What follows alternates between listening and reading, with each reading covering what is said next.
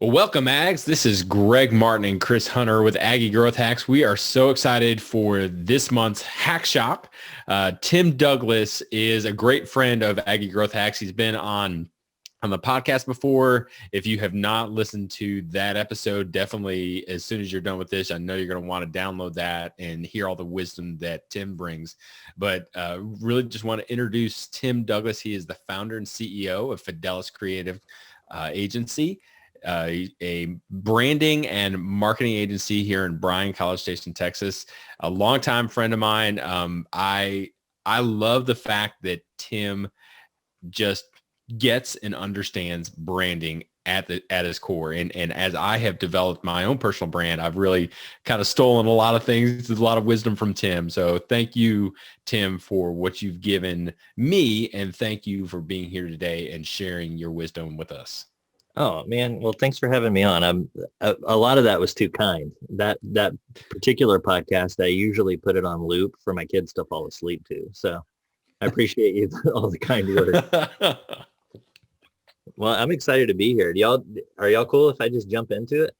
Yeah. Please do it. All right. Well, I've never done a virtual one of these, and so if you've got questions or comments, please feel free to stop me.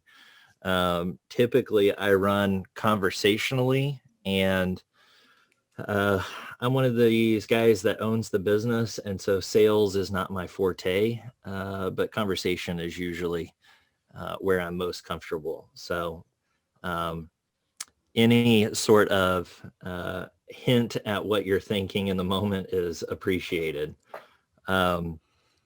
So today, let me start with this. I always am looking for a good fit. I'm not looking for my next customer. I'm not looking for my next client. What I'm most interested in are businesses being more successful, and I'm interested in partnering with those kinds of businesses.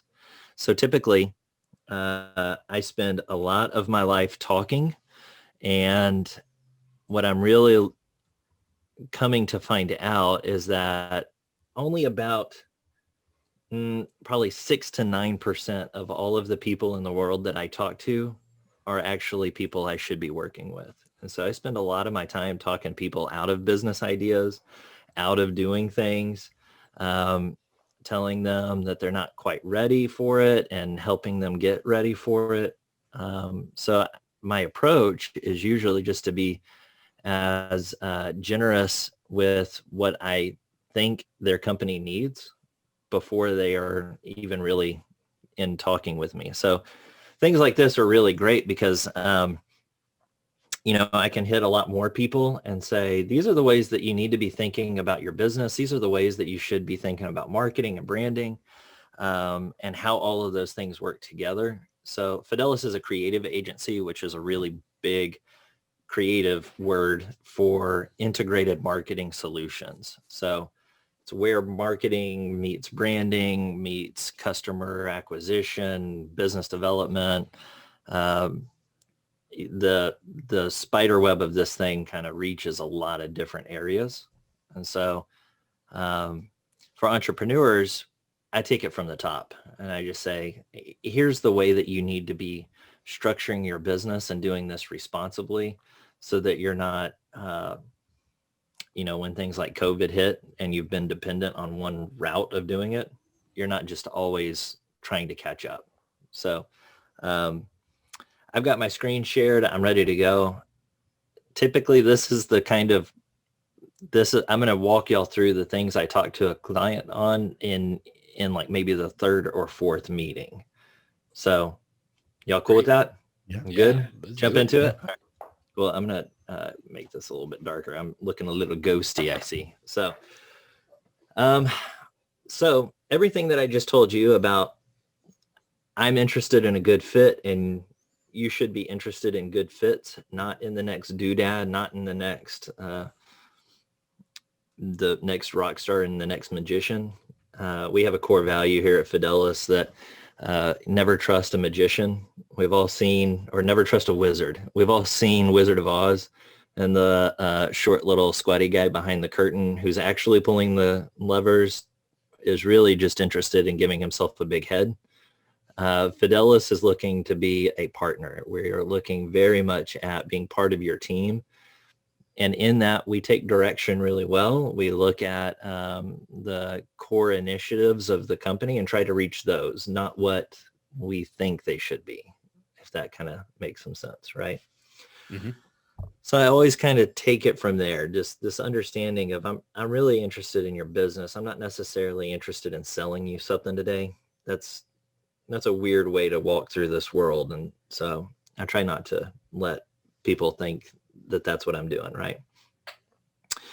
So Greg, you years ago turned me on to a fellow named Mike Michalowicz, who I am a huge fan of. And he just wrote this book. It's his most recent release called Fix This Next. And I totally ripped this off. However, I gave him credit. So Mike, if you're out there, thank you. And I'm sorry. I don't know. It's right there on the back of his cover. And he talks about Maslow's hierarchy of needs, but he applies those to business. If you don't have sales coming in, you have a problem and you can't actually functionally move from there. If those sales aren't producing profitability, you have a different type of problem, but it's solvable.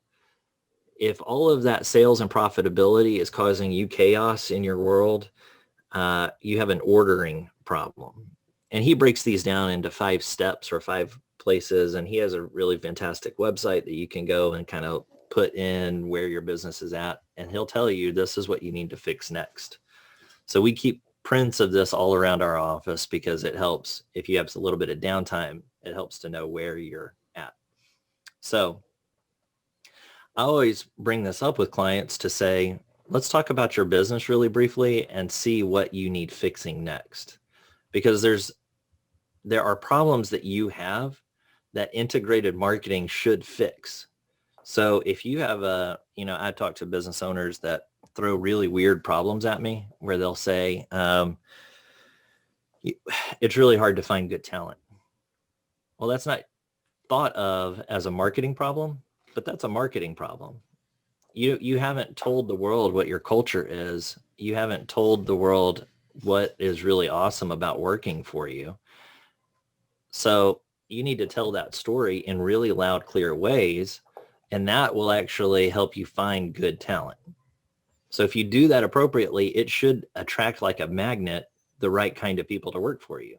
That's a marketing problem. I talked to a client this last week that they have a CEO development problem. That doesn't seem like marketing, right? That they need a CEO. The owners group is getting up in years, and they have a succession problem. So they're hoping that they hired a CEO out from outside of their company, and it didn't work out very well for a couple of years. So now they're trying to raise up somebody from within the company. So they have to get out of the owner's brains and out of the owner's hearts, all of the culture of the company, spread it throughout their whole organization. And they have several hundreds of people that work for them, and hope and vet that cream raises to the top. They want to do this from within because they think that's a better fit. Somebody who already knows what they do and how they do it. That's a marketing problem. You have to get your voice out there in certain ways to be able to attract the right person. That's marketing. So these are kind of all up and down this triangle, all up and down this hierarchy. Those owners, they have a legacy problem.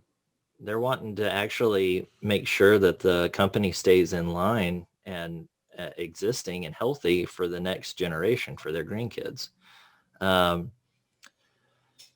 If you're trying to find the right talent, that's an order problem. You're trying to minimize wasted effort, role alignment, outcome delegation. That's people problems. Profitability and sales, obviously, that's how people think of marketing. They're like, well, go find me some money. Yes, that is Yeah. a very good place to start. And it's where you need to start if you're not already making money. But sales, branding, marketing, all up and down this thing is where we play, right? So typically we're looking for clients that are interested in that. We want to talk to people who are not scared of growth. They're not scared of thinking 3 or 4 steps down the line. If you're a client, if you're an entrepreneur who is like, if you ever think to yourself, well, I need to slow down because I'm having a hard time keeping up with the work, you're not a client for us. What we cause are those good kinds of problems. If you're interested in solving them once you have those problems, that's where we play. But I've gotten into too many situations where we cause those problems and then the client will back off and be like, well, slow down because I can't fix it yet. And I want to say, well, no, let's fix it. Let's do that. So, all right, let me move on. All right, so let's talk about how to make a good decision on how to budget for your marketing. That's like the least exciting words that have ever come out of my mouth, but it's actually where we start. This is a marketing business 101 sales funnel. This is God bless the man whoever came up with this, because it's just so basic and it's a worksheet. And I actually had a CEO one time tell me that he was offended I brought this up because it was too simple. He was like, I feel like you're trying to back me into a corner and you're manipulating me. And I'm like, I just showed you a worksheet. So if this is offensive in its simplicity, I apologize. But it's a good starting place. And a lot of people don't really think about business in its simplicity and in its, there's a certain type of elegance to this thing that is really good to talk through. So the first thing I always talk through is, let's talk about the value of a customer. What is the lifetime value? And that is a super simple calculation. And if you don't already know it, because people don't really think like keeping calculations in their minds all the time, I always will work people through. Let's talk, if you've got, I don't really care what it is, if it's a burger or if it's a complete build out of a skyrise, you have a lifetime value. That repeat customer might only repeat with you once in their lifetime, but that's still part of the calculation. So let's look at it. So we start with a lifetime value. We look at this big sentence: I am willing to pay somebody somewhere X amount of dollars for a new customer. Okay.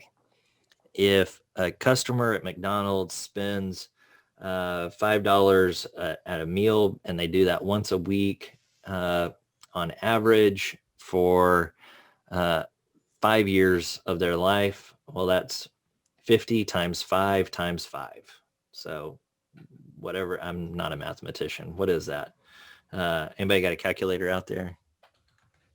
Yeah. 1,250. 1,250. Thank you, Greg. Entrepreneur's banker right there. So, Greg, I'm going to ask you to step in the seat of a McDonald's owner. All right.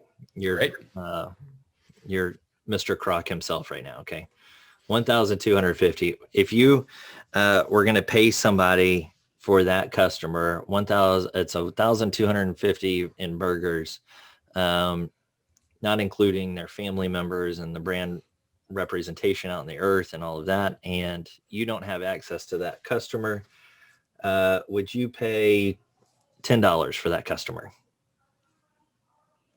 Yeah.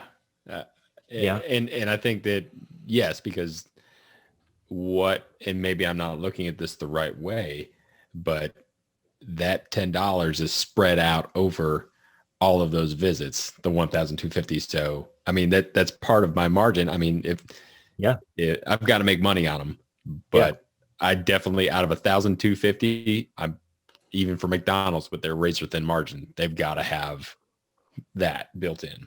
Yeah. Oh, absolutely. They do, by the way. Of course they do. They're McDonald's.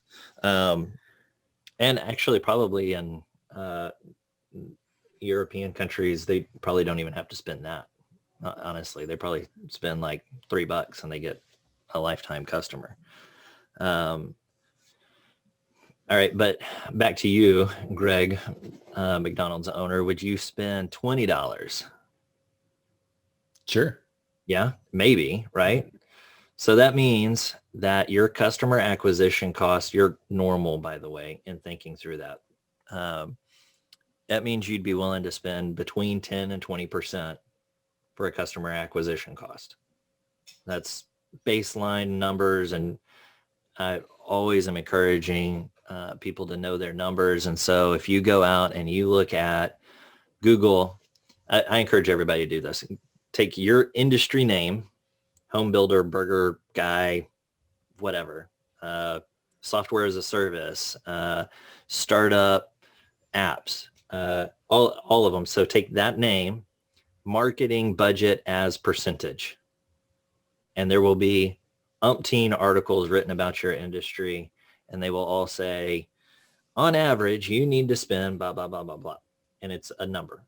That's the number I'm looking for. It's called an industry benchmark. And if you're not abiding by that industry benchmark, you need to work on your business. I mean, that's a good thing to effort towards, right? So, a restaurant like McDonald's they've been in business for decades. They're very well known. They're not a startup. They own all the land. Ray Kroc he did okay. He did a pretty okay job getting his brand out there. Their industry benchmark is probably at around 3 or 4%, if I had to guess. But if you're a new app, if you're Uber and you've never existed before, you're probably going to be up in the 30%. All of your revenue is going to go towards marketing. Get your name out there, find market, get your first to market. So you got to hedge your bets, all of that. So if you have customer acquisition costs, let's just say 10% for easy numbers, that's going to put a number of your customer acquisition cost dollar amount, a hard flat number. The next thing I do is I say, okay, in the next quarter, 6 months, 1 year, how many wins do you want? How many customers do you want? All right. So at $1,000, I'm McDonald's. I want 10,000 customers. I'm a home builder. I can handle one build a month. I want 12 customers.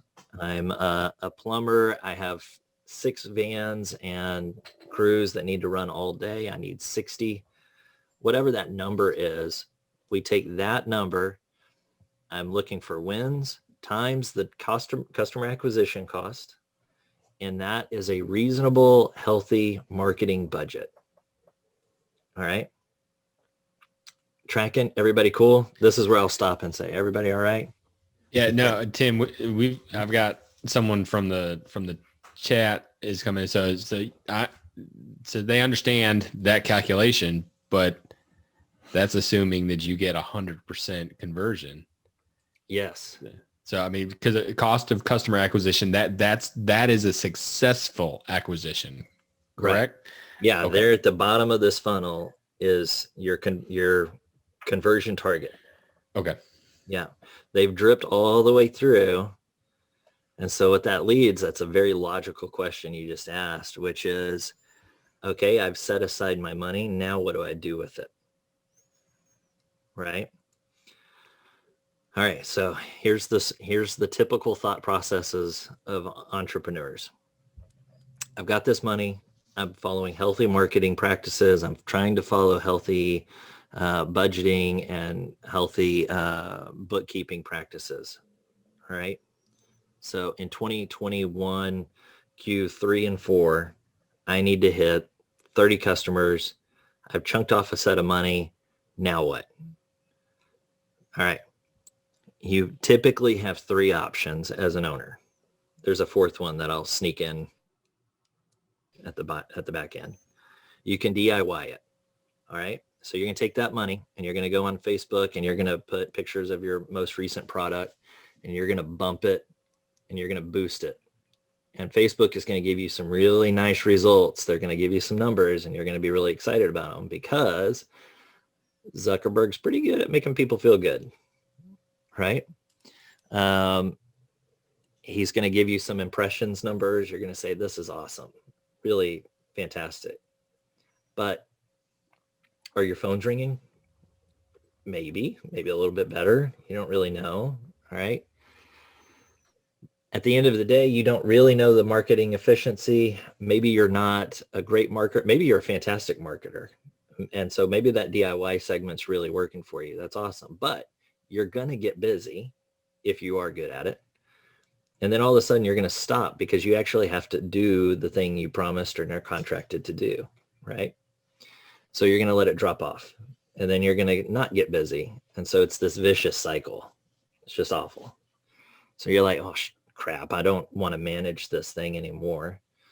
I need to get somebody to do this. So you're going to hire your next level, right? So hiring is the next thing. Let's say your budget for your marketing is $70,000 a year. You're going to go find somebody and you're like, well, I can't spend all $70,000 on this person. I'm going to go do $30,000. Who can I get for $30,000? Probably somebody out of college and they're probably good at social media. So that's awesome. Come on, let's do this. They maybe mess up not totally understanding what it is you do. They maybe misrepresent you. Maybe they're real good at TikTok, but they're not actually, maybe are they turning on the phones? I don't know. You actually end up with a management problem. You're now managing this person and having expectations of them because they're taking your money. And you don't really know if they're producing what you need them to produce, right? And you have to pay taxes on them. And you have to make sure that your company culture is right and that they're invited to the Christmas party, right? So it's like you end up being a manager of this person and you're still not totally certain if they're doing what you need them to do, right? You can't quite track it because they're not maybe that sophisticated. So your next thing is, I'm going to hire a marketer. I'm going to hire a legit marketer. I'm going to go to one of these, Austin, Houston, Dallas, New York, Chicago, St. Paul. Like I'm going to go to some city where there's a lot of industry and I'm going to find somebody who's got a resume that has some tenure on it. That person is going to say, thank you for the salary. Let's say that person's probably going to negotiate you up. They're going to probably be 120,000 depending on where you are in the country. And they're going to say, first day, they're going to be like, thank you for the opportunity. I'm really excited to make some money here. Okay, who is my team and what is my budget? Because I don't shoot photos. I don't know. I can make some phones ring, but I can't do video production. And I have to have money to go give Zuckerberg because Zuckerberg's going to get his, right? Zuckerberg, if you're out there listening to this, sorry, I don't know. So this and the entrepreneur is still kind of left with a management problem. Maybe they just implicitly trust this person, but you still have to hold people accountable. Like you still have to make sure that it's working. So if you're an entrepreneur out there listening to this and you're not already stressed out, I'm sorry, you should be stressed out. This is not easy stuff, right? But those are kind of your three options. So what do you do? This is why an integrated marketing company like ours exists. You need to be doing all of the things. You need to be on LinkedIn. You need to be on Twitter. You need to be on, your SEO needs to be on point. You need to be blogging. You need to be taking out ads and billboards. All of those variety of activities is, and knowing what the perfect mix of those is for your business, because every business is different. This is what agencies exist to do, is we pull all those pieces in.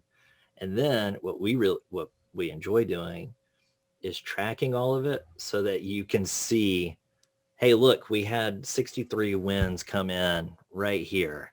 All of those wins netted us this much. We were able to pull it all the way through and pull each invoice, and Susan so-and-so actually made you money and paid for us and paid for you to go on vacation. Like, this is fun. And we do this once a month. And, oh, you have too much work. You don't have people. Let's pull some of this marketing problem from Facebook and actually put it into talent acquisition. Or, you know what? I agree. You still need to be marketing, but you have a CEO problem. Let's pull some of this marketing budget from external marketing and put it internal and actually start developing your staff to be your next leader. These are all of those marketing problems are solvable if you put a little bit of money behind it and you actually track it and you actually manage it. So all marketing budget, if you don't take away anything from today, just hear this. All marketing budgets need to be held accountable. Not all marketing activities will net you an ROI, but they still have goals and they still have KPIs that you can track. So I'm tired of seeing businesses waste money where they just throw it at Zuckerberg and he gives you back some BS number where you don't know if that worked or didn't work. It just gave you the fuzzies. There's this really funny thing that happens when you start tracking. You start to see where people are lying. So, and Facebook is one of the worst.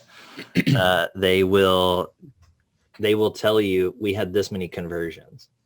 But if you're tracking from Facebook conversion over to your website, so you pair Facebook and Google, you'll start to see they disagree with each other all the time. Chris is nodding his head. Oh yeah, absolutely. Yeah, they, and there's always that discrepancy that you're like, well, why does Google Analytics say this? Why does Facebook say this? And we've faced that over the years. And what we've come to the conclusion on is that Facebook lies.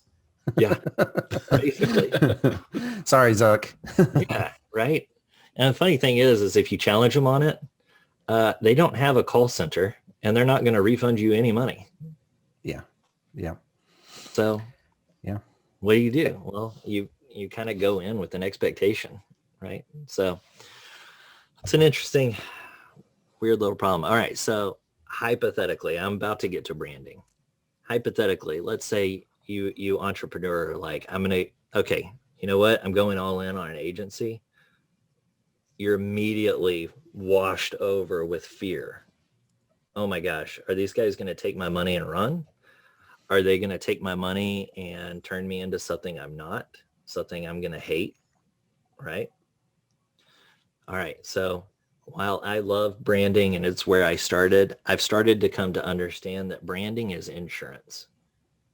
So let's say you go through this and you start doing all of up here in your different channels, you start doing Facebook posts and LinkedIn, and you start putting out videos, and an agency can really screw you up because I can run into legal problems. I can run into, well, you can't say that because I'll lose my license problems. You run into all those things, right? So here's how we do it. We start building your brand house. And this is part of what we talk about in a brand workshop. That's where we kick off everything. But what we listen to is your two foundations right here. I don't know if y'all can see that. I got real big. Yep. Your business strategy is right next to the foundation of your brand strategy.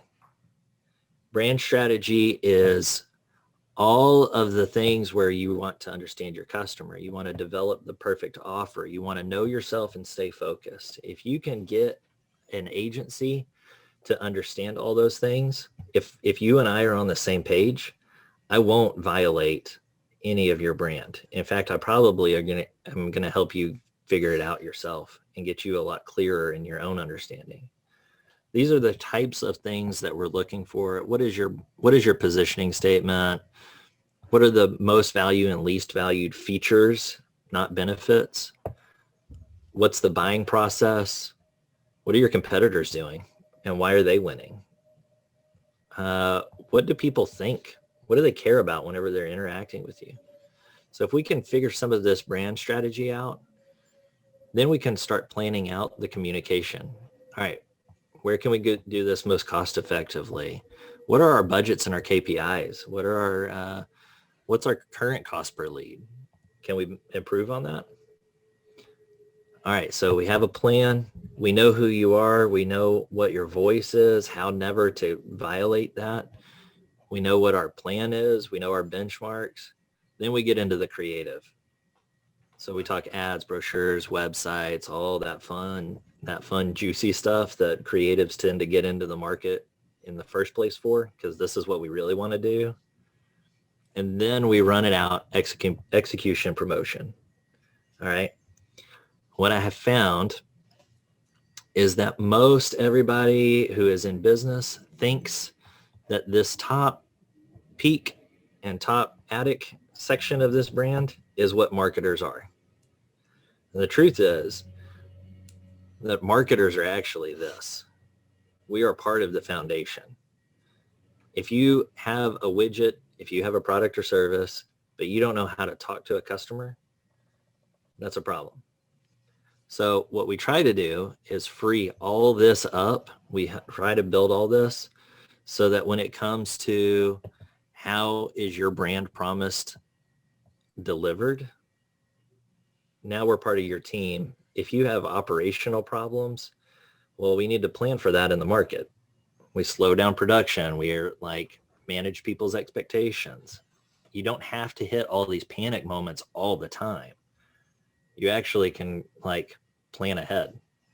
And wouldn't that be nice? Be able to plan ahead.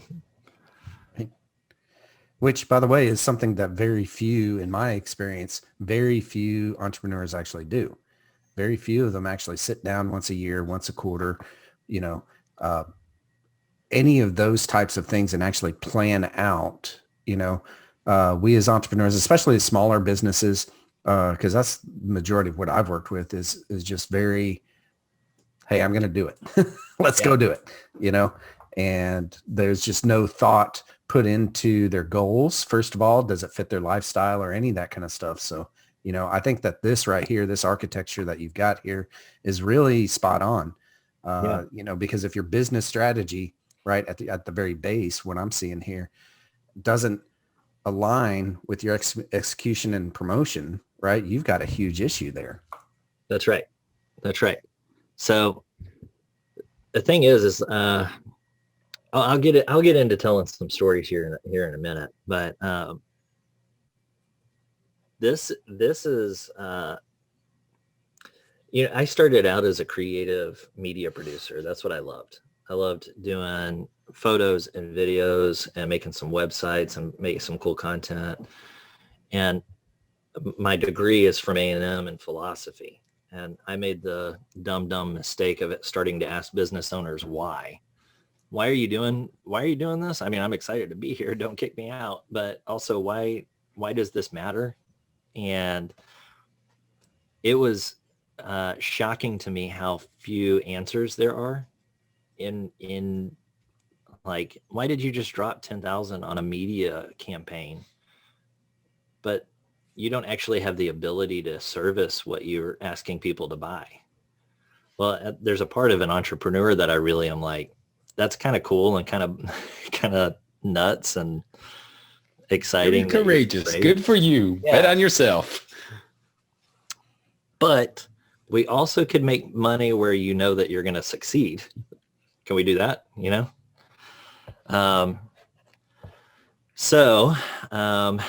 I have in here some, these are types of reports that we give our clients. Like, here's all the keywords, here's all of the tracking mechanisms.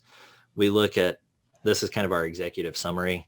Here's our overview. You may notice that the top of that funnel, the numbers are massive. And all we wanted was, 40 wins at the bottom. So we had to hit 400,000 impressions and 400,000 of an audience to get you those 4 wins. I mean, this is actually what a funnel probably should look like. It's ugly, but it works. Detail view, we look at our new users, sessions, bounce rate, all those typical things you're going to find from digital marketers.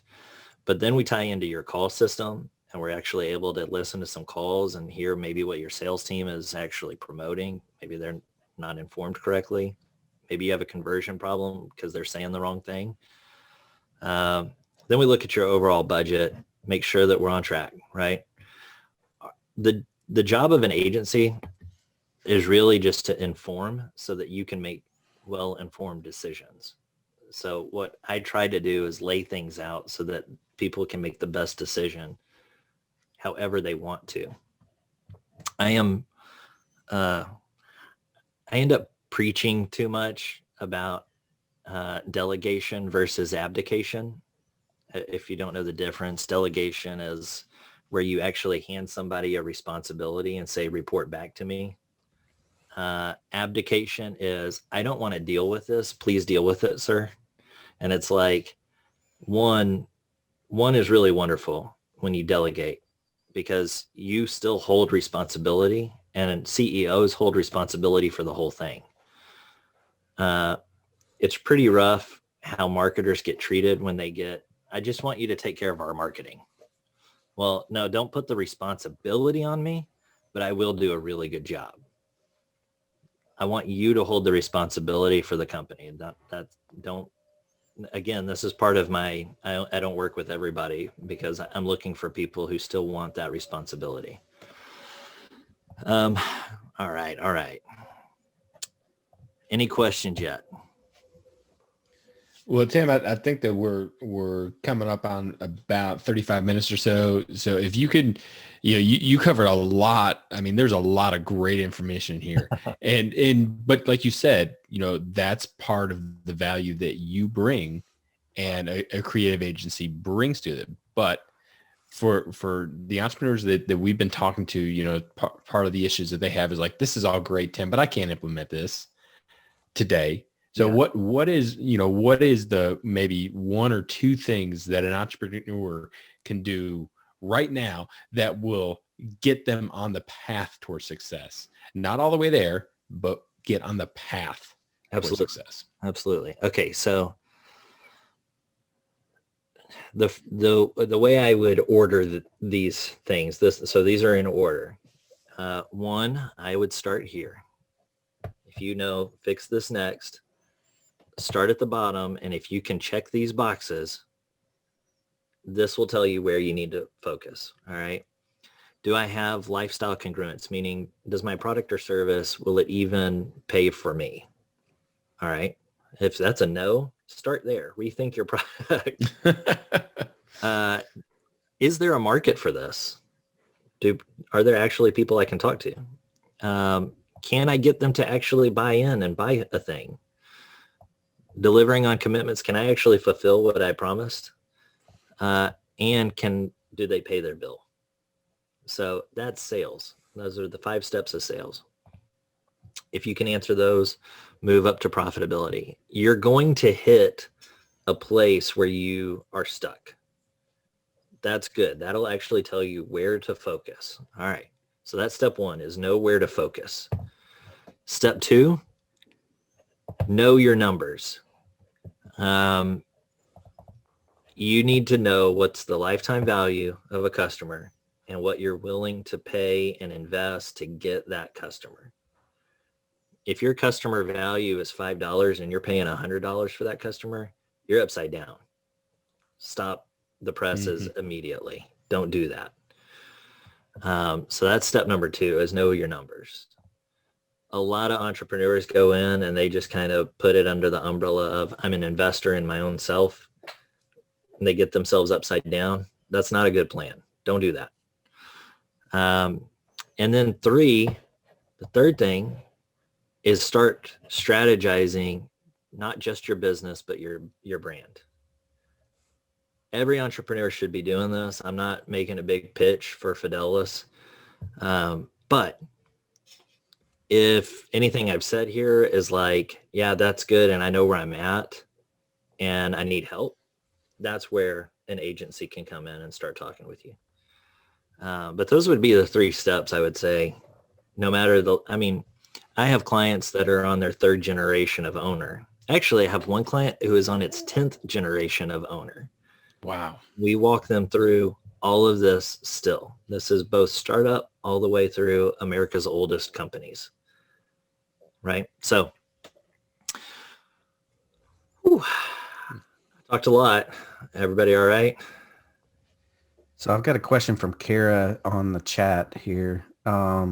What exactly, so can you go back to the brand architecture, the 3rd slide that you had there? That right there?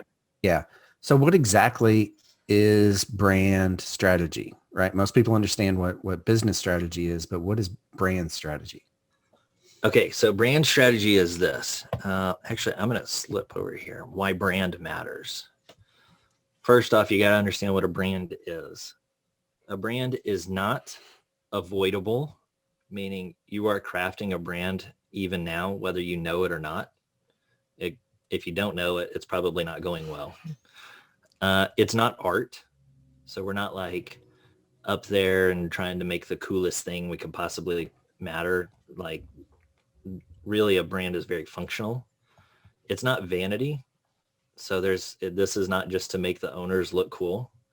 And it's not just a logo.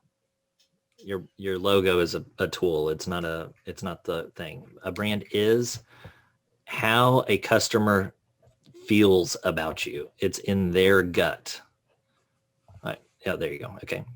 So we do brand workshops where we look at the brand audit. We look at client personas, customer journeys, all these things. A brand strategy is how, in the sense that your customer's gut is the thing that holds your brand identity, you can't actually dictate that, but you can influence it. And there are certain moves and certain things that you can do and plan out and schedule and put on a calendar and delegate. I want this thing done first. That's the strategy by which you start influencing your brand in the marketplace. So that's what we mean by brand strategy.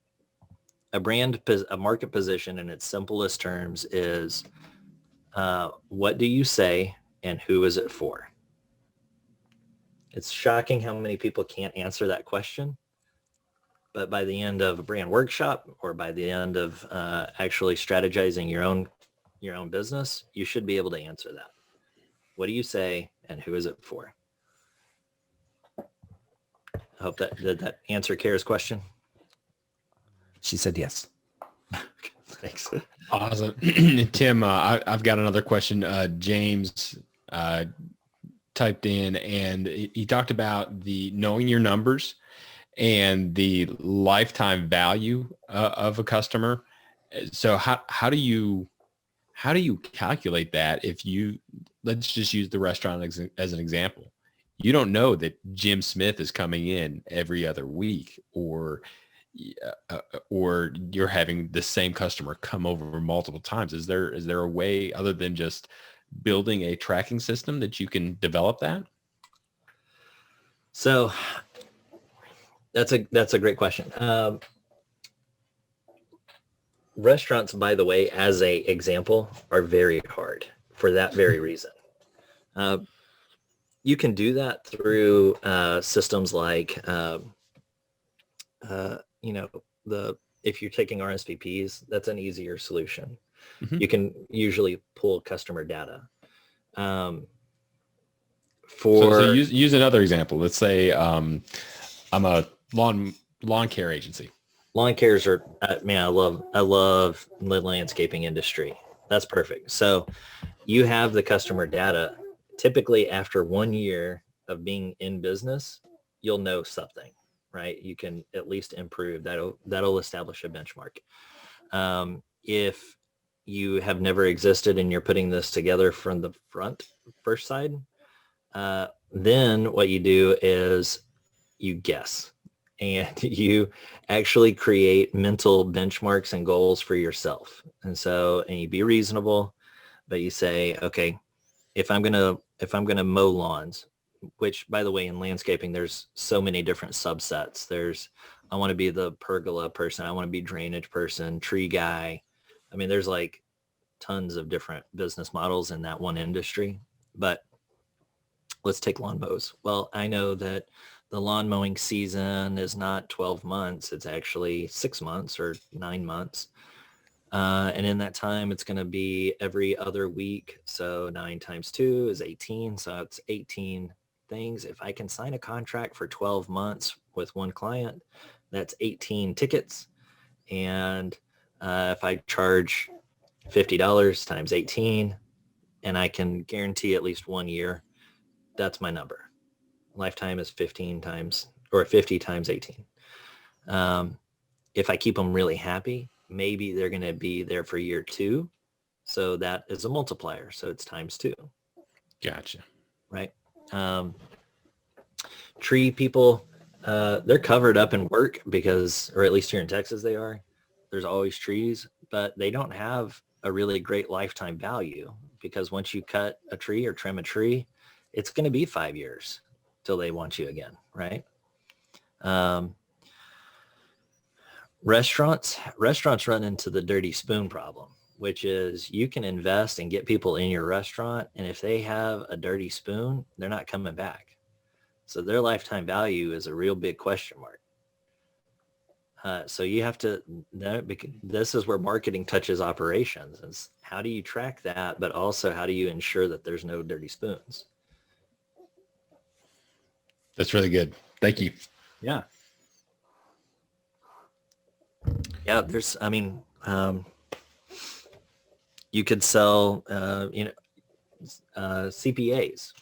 Well, once a year, there's a bill guaranteed, but also there's these other outliers. So do you build based on the outliers or on the regular subset? Initially, just do what you know is going to come in. But as you gather data over the years, you'll be able to average out all those tickets. And then you have some real numbers to work with. Does that work? I think so. All right. Yeah, well, there you go. Tim, thank you so much for joining us today. This is so much more. You peel back the onion and there's a lot of different layers, but I love how it's all so interconnected together. And I love the fact that your approach, or to put it a little bit more succinctly, the entrepreneur's approach towards marketing needs to permeate the entire business, and it needs to start with the foundation right there with the business strategy and the brand strategy. So thank you so much. If y'all are listening, if you want to get in touch with Tim, what's the best way for them to reach out and get a hold of you? Well, let me say this before I give out my information or details or anything like that. I just want people to know that it's my core belief that businesses are the vehicle by which blessing flows into the earth. That is a core understanding that I and our ownership actually has here at Fidelis. So if you're out there and you're struggling through all of this, I have an invested interest even just in you being successful, because the world needs what you got. The world needs the blessings that you're trying to produce in the earth. Anyways, I just wanted to make sure that was out there, because the work that business people do, we get crapped on a lot, but man, it's the good stuff. Like, that's where value is created. So our website, fideliscreative.com, is a great place. We got contact forms, of course. You can find me on LinkedIn. You can find me, email me, timdouglas@fideliscreative.com. That's the easiest way. I would love to hear from really anybody. Yeah. Awesome. Well, thanks again so much, Tim. And we are so excited for our next Aggie Growth Hacks Hack Shop. That's going to be coming up. Like we said, we have got this every single month. So mark on your calendar, August the 16th. That would And be we April look the forward- 16th, not, Oh, yeah. not August. Yes. Not, thanks. Every month, but we're going to skip for you. No. Yeah. So no, I appreciate everything. And Tim, thank you so much for joining us. And until next time, thanks and gig 'em. All right. Thanks, guys.